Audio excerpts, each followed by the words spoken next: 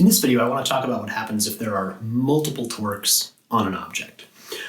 So just like how when we have multiple forces on an object, sometimes we see that those forces can cancel out, right? If we have forces in the plus x direction and the minus x direction, and we add those forces together, we end up with zero net force, right? We saw this a ton in chapters 3 and 4 and since then. It turns out the same thing is true with torques. We can have torques acting to oppose one another and partially, or in some cases completely, canceling out. For this to be true, there has to be a way of keeping some torques positive and some torques negative. How do we keep track of this? Well, there's a convention that we're going to adopt. So positive and negative torque is defined for the purposes of 106 as the following. So for an object with torque on it, like our canonical wrench, if we have a force down on this relative to this rotation point, if we're imagining how this is going to move around the rotation point and we give this a downward force, that is going to lead to a clockwise rotation, right? Right, that is going to cause the object to turn like this. It doesn't matter if the object actually turns that way, it's just that this is the kind of torque that would make it turn that way. Similarly, if we had a force on this up from the bottom, on this object, a force that way would make our object turn counterclockwise. So you can kind of get the sense that, these are two forces in opposite directions, so they're going to be wanting to do opposite things to this. So clockwise and counterclockwise are the equivalent of our plus and minus x direction. And by convention, we're going to define positive torque as the kinds of torque that would cause counterclockwise rotations, and negative torques as the kinds of torques that would cause clockwise rotations. So this example here would give us a negative torque. This here would give us a positive torque. And this is not something that is ever going to come out of the RF perpendicular equation. So torque equals RF perpendicular or RF sine theta. And this plus or minus sign, we have to add in by hand, kind of like what we had to do with our forces sometimes.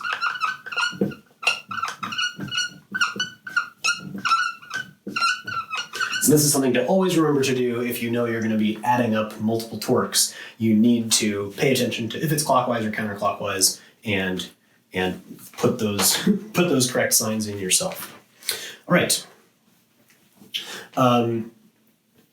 So if we are combining torques, we have to have those torques use the same rotation point. For something like this, it's kind of obvious. This turning this wrench is going to turn this bolt around that point. So it's, this is an obvious choice of rotation point. There will be problems we run into when it is less obvious. And actually there will be some problems where we are repeating things, choosing different rotation points for different parts of the problem.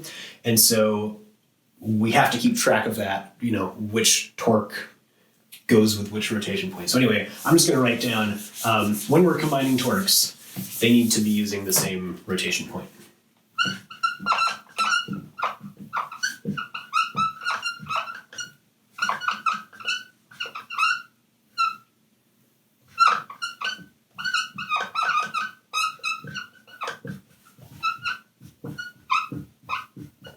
Okay, now, why would we combine torques? So this is a lot like combining forces, right? So forces are the things that make velocities change, and therefore, if the velocity is not changing, the forces have to be balanced, right? This was something that came up again and again in chapters 3 and 4.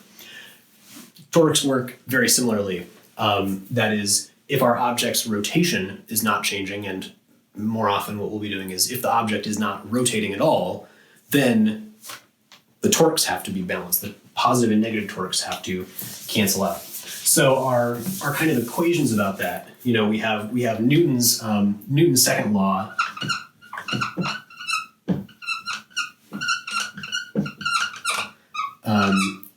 and that is, the sum of the forces is equal to ma. So in equilibrium, the sum of our forces is equal to the acceleration, which in equilibrium is 0. So the sum of our forces equals 0, right? We use this a bunch. So this is true. So this is true in equilibrium. It also has to be true that for an object in equilibrium not moving, the torques have to be balanced as well.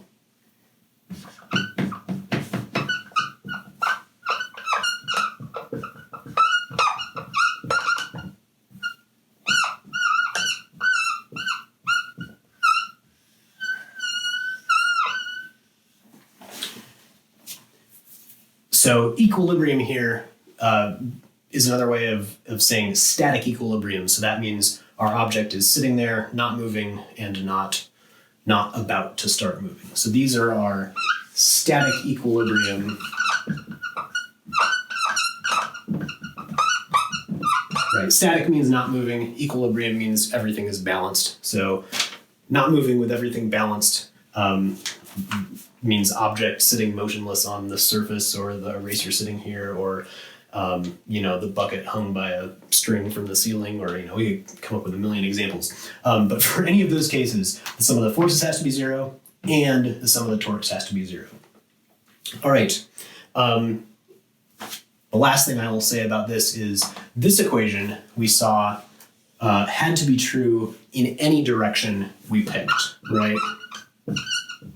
Meaning that for an object in equilibrium, the forces have to sum to 0 in the x direction, in the y direction, or in the perpendicular direction, or in the parallel direction if we're on a ramp, or, and so on. For our torque equilibrium equation, the sum of the torques has to be 0 for any rotation point, meaning that we know there's not actually any rotation if we're in equilibrium. Nothing is turning. And no matter what point we want to call a rotation point, this equation has to be true. So we'll say the sum of the torques is equal to 0 around any